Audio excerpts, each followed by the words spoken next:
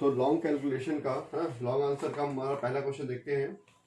Sudhir limited के व्यवसाय में निम्नलिखित सूचनाएं दिए हुए, ठीक है। Following information are available about the business of Sudhir limited. Profit दिया 2012 में 40,000 रुपीज, 2013 में 50,000 रुपीज, 2014 में 16,000 रुपीज दिया हुआ है, ठीक है। 3 साल का हमको प्रॉफिट दिया है। 2013 में क्या हुआ है, non recurring income of ₹4,000 included in the profit of 2013। हमको 3 साल का प्रॉफिट दिया है क्वेश्चन नंबर 1 में। ये ले लेते हम लोग ईयर वर्ष, ठीक है। 2012, 2013, 2014, 3 साल, ठीक है। इसमें 2013 में ऐसा बोला है कि 4,000 रुपये बार बार ना होने वाली आय, non recurring income. Non recurring income को क्या करते हैं हम लोग, माइनस करते हैं, ठीक है। यहाँ प्रॉफिट को हम लोग क्या करेंगे, एडजस्ट करेंगे, इसलिए इसको बोलते हैं एडजस्टेड प्रॉफिट। एडजस्टेड प्रॉफिट, ठीक है। ये हमारा वर्ष, ईयर, ठीक है। 2012 में हमको प्रॉफिट दिया हुआ है। 2012 में हमको प्रॉफिट दिया हुआ है कितना, 40,000 रुपये। 2013 में दिया है 50,000 रुपीज और 2014 में दिया 60,000 रुपीज, ठीक है। 40,000, 50,000, 60,000 रुपये प्रॉफिट दिया हुआ है। इसमें बोला 4,000 रुपये बार बार ना होने वाली आय शामिल है। तो बार बार ना होने वाली आय मतलब नॉन रिकरिंग इनकम, उसको क्या करते हैं हम लोग, माइनस करते हैं, ठीक है। और उसके बाद 2012 के प्रॉफिट में 6,000 रुपये कम हो गए क्योंकि माल आग से जल के नष्ट हो गया था, ठीक है। Reduce by 6,000 because goods were destroyed by fire. 6,000 से हमारा माल जल गया था, आग से जल के नष्ट हो गया था, अब नॉर्मल लॉस था। उसकी वजह से हमारा प्रॉफिट क्या हुआ, कम हो गया 2012 में। तो उसको क्या करेंगे, ऐड करेंगे, लॉस को ऐड करेंगे और प्रॉफिट या इनकम को माइनस करते हैं, जो बार बार नहीं होता उसको ना, ठीक है। उसके बाद परंतु भविष्य में इसका बीमा कराने का विचार है, ठीक है। अब बीमा प्रीमियम 400 रुपये प्रति वर्ष का अनुमान है, फ्यूचर में 400 रुपये बीमा का। नेक्स्ट पॉइंट हमारा है कि 6,000 रुपये इसका जो है माल जलने से नष्ट हो गया था। अब फ्यूचर में इसका बीमा कराने का विचार है, तो फ्यूचर में बीमा कराएगा तो तीनों से माइनस होगा। अब बीमा कराएगा तो हर साल पैसे देगा ना, हर साल पैसे देगा, तो बीमा का पैसा जो तीनों साल माइनस होगा, ठीक है। तीनों साल माइनस करें तो उससे अच्छा क्या करो, एक बार एडजस्ट कर लो। एडजस्ट करने के बाद लास्ट में एवरेज निकाल के तीनों से एक बार माइनस कर देना, ठीक है। नेक्स्ट पॉइंट आगे दिया देखना, व्यवसाय के स्वामी का उचित पारिश्रमिक 6,000 रुपये प्रति वर्ष है। जो मालिक है वो तो तीनों साल प्रॉफिट कमाया है, तीनों साल वो 6,000 रुपये अपना निकालेगा, ठीक है। Reasonable remuneration of the proprietor of business ₹6,000 per year दिया हुआ है, ठीक है, 6,000 रुपये।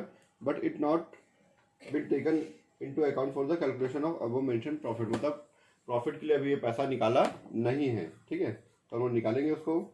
2014 के लाभ में 5 रुपये विनियोग किया शामिल है। Profit of 2014 include 5,000 income on investment, ठीक है। यहाँ पे 4,000 रुपये इनकम फ्रॉम इन्वेस्टमेंट शामिल है, 5,000 विनियोग किया शामिल है, उसको माइनस कर दो, ठीक है। ये हमारा एडजस्टेड प्रॉफिट आ जाएगा। एड कर तरह 46, इसी तरह हमारा 46 ये भी आ रहा है और ये आ रहा हमारा 55। तीनों को ऐड कर दो, टोटल कितना हो रहा प्रॉफिट, टोटल प्रॉफिट 1,47,000 रुपीज, ठीक है। अब हम निकाल देते हैं average profit. Average profit equal to total profit divide by number of year. 1,47,000 rupees divide by 3 कितना आ रहा है, ये 49,000 रुपीज आ रहा है, ठीक है। ये हमारा एवरेज प्रॉफिट आ गया ना। एवरेज मतलब एक साल का एवरेज निकालता है, ठीक है। 3 साल के प्रॉफिट का एक साल का एवरेज निकाला है वो ना। एवरेज प्रॉफिट हमारा 49,000 रुपीज, ठीक है। ये हमारा 49,000 रुपीज है। उसमें जो है प्रोप्राइटर का रेम्युनरेशन, स्वामी का जो लिखा ना उचित पारिश्रमिक, उसको माइनस कर दो, ठीक है। जो मालिक होते हैं बिजनेस के, ठीक है, उनका रेम्युनरेशन पारिश्रमिक माइनस कर दो। कितना है 6,000 रुपये, ठीक है। 6,000 माइनस कर दे, कितना है यहाँ 43,000 रुपीज। माइनस कर दो इंश्योरेंस, इंश्योरेंस तीनों में माइनस होगा, ये रेम्यूनरेशन भी तीनों साल माइनस होगा, इसलिए हम लोग क्या किया एवरेज निकाल के एक बार माइनस करें। अब यहाँ तीनों से 6,000 6,000 6,000 माइनस कर सकते थे, बीमा का 400 400 400 माइनस कर सकते थे, तीनों में अलग अलग माइनस करते, उससे अच्छा एवरेज निकाल के एक बार माइनस करें 6,000, एक बार माइनस करें 400 रुपये इंश्योरेंस का।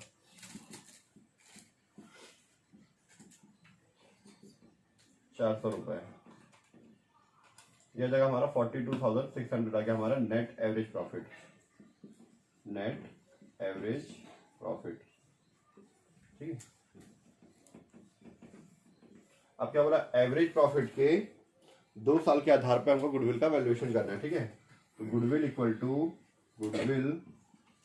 टू नेट एवरेज प्रॉफिट, ठीक है, into purchase number of purchase year, number of purchase year. Net average profit 42,600 into 2 कर देंगे तो आ जाएगा हमारा 85,200 रुपीज। ये हमारा क्वेश्चन 1 का आंसर, ठीक है। क्वेश्चन 1 हमारा जो शॉर्ट आंसर बनाए थे, लॉन्ग आंसर है, उसको मिला के देखो तो क्वेश्चन नंबर 2 हमारा बन जाएगा, ठीक है। ये हमारा लॉन्ग आंसर है, लॉन्ग आंसर का फर्स्ट था, लॉन्ग आंसर का 2 जो है वो होमवर्क में है, बना के लाना, ठीक है, घर से। अब हम लोग लॉन्ग आंसर का थर्ड क्वेश्चन, नंबर 3, ठीक है। क्वेश्चन नंबर 3 में दिया है 2010 11 11 12 12 13 13 14, 4 साल का हमको ना वेट भी दिया हुआ है, तो ये वेटेड एवरेज मेथड से बनेगा, ठीक है। और 4 साल का प्रॉफिट दिया, उसके बाद एडजस्टमेंट भी दिया हुआ है। तो जब वेटेड एवरेज मेथड से बनाना हो तो हमारा कैलकुलेशन इस तरीके से नहीं बना सकते, हम लोग को एडजस्टमेंट करने के लिए, एडजस्टेड प्रॉफिट निकालने के लिए अलग से टेबल बनाना पड़ेगा, ठीक है। तो अलग से हम लोग टेबल बना लेते हैं यहाँ पे।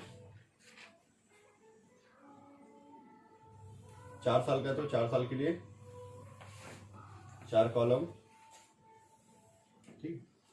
एक है पहले 2011 12 ना 10 11 2010 11 2011 12 2012 13 2013 14, ठीक है। टेबल फॉर एडजस्टेड प्रॉफिट, ठीक है। टेबल किसके बना रहे हैं, एडजस्टेड प्रॉफिट के लिए, ठीक है। एडजस्टेड प्रॉफिट, इसको नाम दे दो पार्टिकुलर, ठीक है। सबसे पहले प्रॉफिट ले लो, प्रॉफिट कितना दिया हुआ है, 4 साल का हमारा दिया हुआ है 1,01,000 रुपये, 101,000 उसके 124 लाख रुपीज दिया हुआ है, और ये 1,50,000 रुपीज, ठीक है। सबसे पहले यहाँ पे क्वेश्चन में दिया हुआ है पॉइंट नंबर 1 2 3 3 पॉइंट दिया एडजस्टमेंट के लिए, ठीक है। तो सबसे लास्ट वाला जो सी पॉइंट दिया उसको देखना, लिखा हुआ है ख्याति के मूल्यांकन हेतु प्रबंधकीय लागतों का वार्षिक भार 24,000 रुपये माना गया, ठीक है। In order to cover cost of management and annual charge ₹24,000 should be made for valuation of goodwill. 24,000 रुपये मैनेजमेंट कॉस्ट लगेगा, ठीक है। तो उसको सभी में माइनस करना, चारों में, क्योंकि मैनेजमेंट तो हर साल हो रहा है बिजनेस के लिए, चारों में माइनस होगा, ठीक है। माइनस मैनेजमेंट कॉस्ट,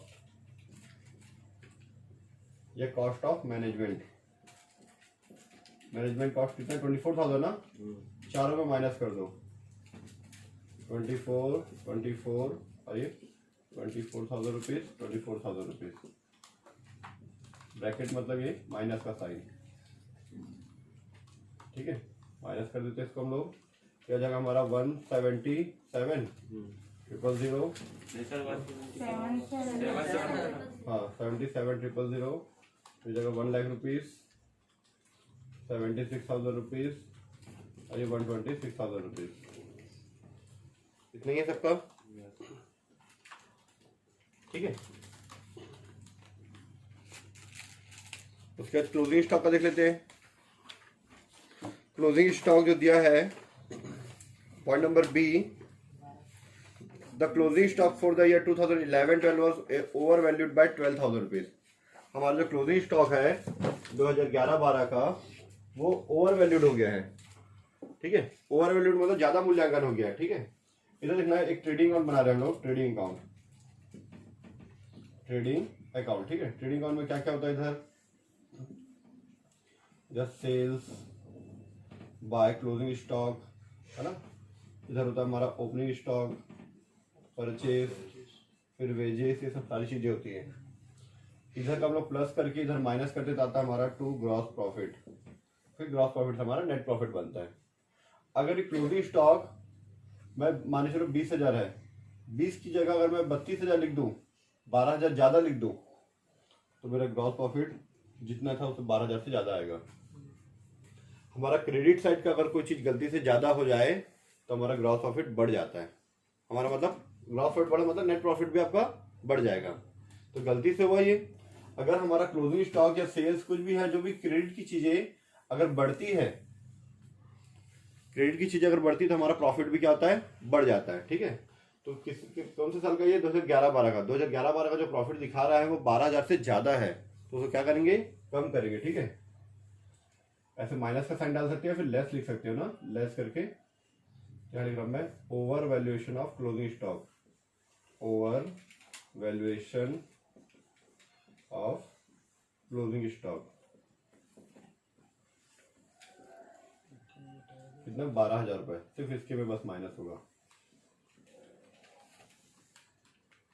ये 77 का 7 रहेगा, तो 1 लाख रुपीज, सॉरी ये हो जाएगा हमारा 88,000 रुपीज, 76,000 रुपीज, सॉरी 1,26,000 रुपीज, ठीक है। अब जो इस साल का 2011-12 का जो क्लोजिंग स्टॉक है वो नेक्स्ट ईयर क्या बन जाएगा, ओपनिंग स्टॉक, ठीक है। अगर हम लोग यहाँ 12,000 लिखे हैं गलती से, तो नेक्स्ट ईयर ओपनिंग स्टॉक में 12,000 लिखा है।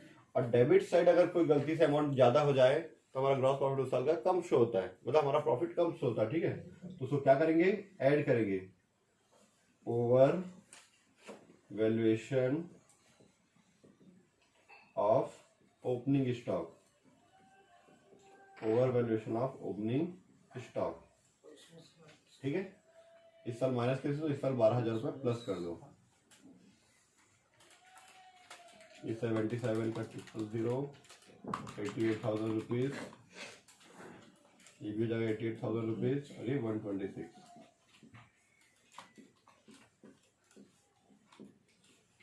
दो 2011-12 का जो क्लोजिंग स्टॉक था वो 2012-13 का ओपनिंग स्टॉक है, ठीक है।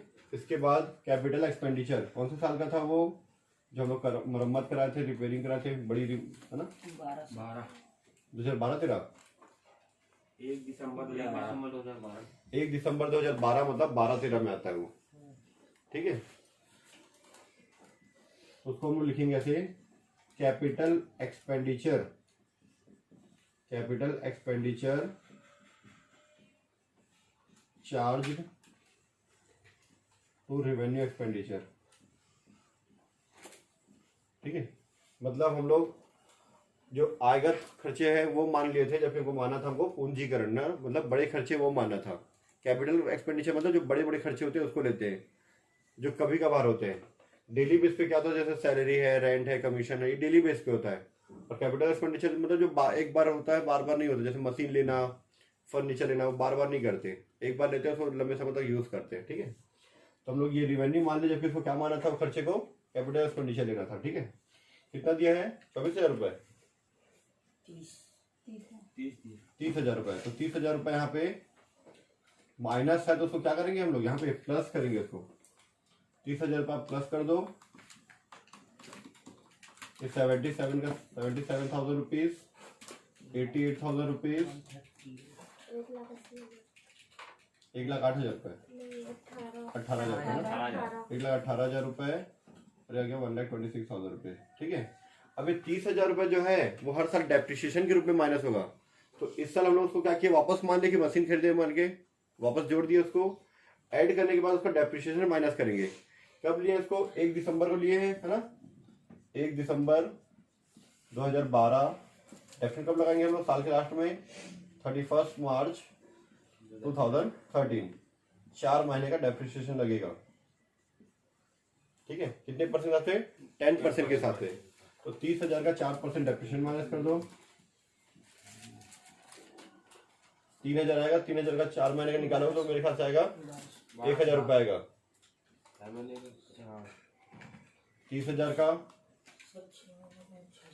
4 मंथ का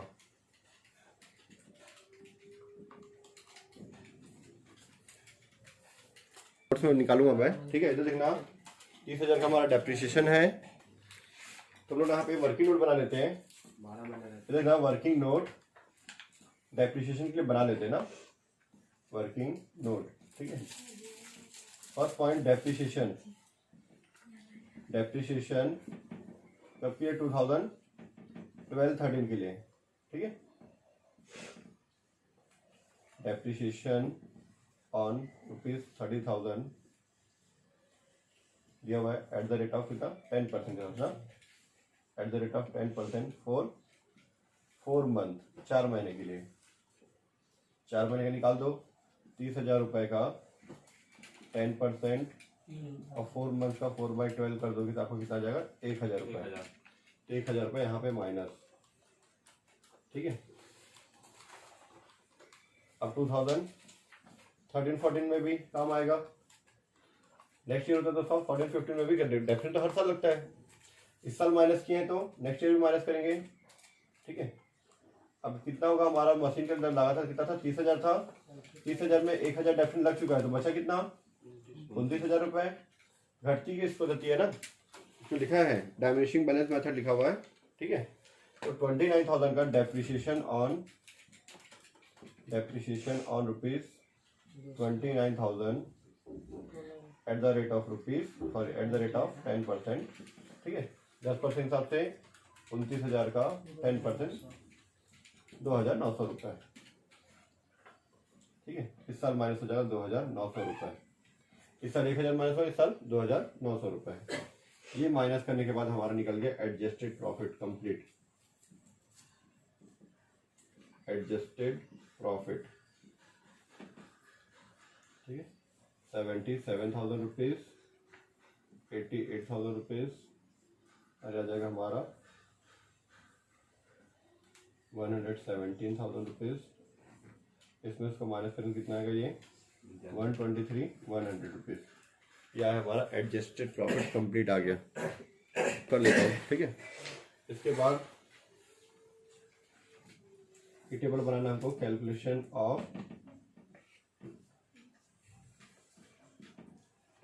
वेटेड एवरेज, ठीक है। वेटेड एवरेज मतलब वेटेड प्रॉफिट। वेटेड प्रॉफिट के लिए हम लोग निकाल रहे हैं, एक टेबल बना रहे हैं, ठीक है। तो ईयर का कॉलम हमारे जो शॉर्ट आंसर में उसमें नहीं था तो नहीं लिए थे, यहाँ पे है ईयर का कॉलम, तो ईयर का कॉलम ले लेंगे एक, ठीक है। दूसरा एक प्रॉफिट का कॉलम, थर्ड होता है हमारा वेट का कॉलम, और चौथा कॉलम होता है हमारा प्रोडक्ट का, ठीक है। पहले हम लोग जो पढ़े थे उसमें ये दोनों कॉलम था, ये दोनों कॉलम थे, तो ये कॉलम बनाए थे। ये कॉलम इसमें था नहीं ईयर का, यहाँ पे है, ठीक है। 2011-12 और 10-11, फिर 2012-11-12, 2012-13, 2013-14। एडजस्टेड प्रॉफिट था 77,000 रुपीज़, 88,000 रुपीज़, 117,000 रुपीज़, और ये 123,100 रुपीज़, ठीक है। चारों साल का वेट दिया है क्वेश्चन की स्टार्टिंग में, 1 2 3 4 दिया हुआ है ना। देख लो, चेक कर लो, आगे पीछे देखिए वो सेम दिया है, 1 2 3 4, ठीक है, दिया हुआ है। मल्टीप्लाई कर दो उसको, 77 का 1 से करें तो 77,000 रुपीज़, 88 का 2 से करें तो कितना आ जाएगा? 176,000 रुपीज़। उसके बाद 3 लाख, ठीक है, 51,000 रुपीज़।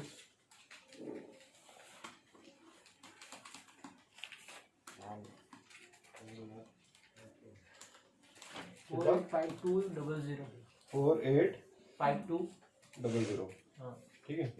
ये आगे हमारा ऐड कर दो,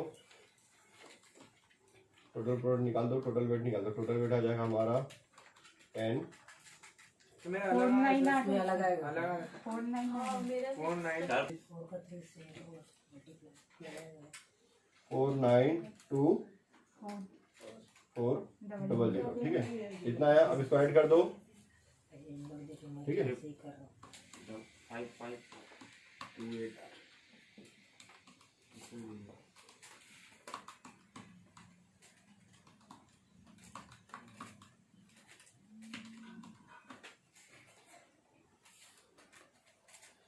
कितना है इसका टोटल?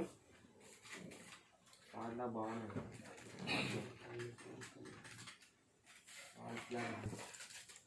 तो हमारा इसका टोटल आ रहा है हमारा 10,96,400, 10,96,400, 10,96,400 रुपये आ गया हमारा। अब हम लोग निकालते हैं वेटेड एवरेज प्रॉफिट।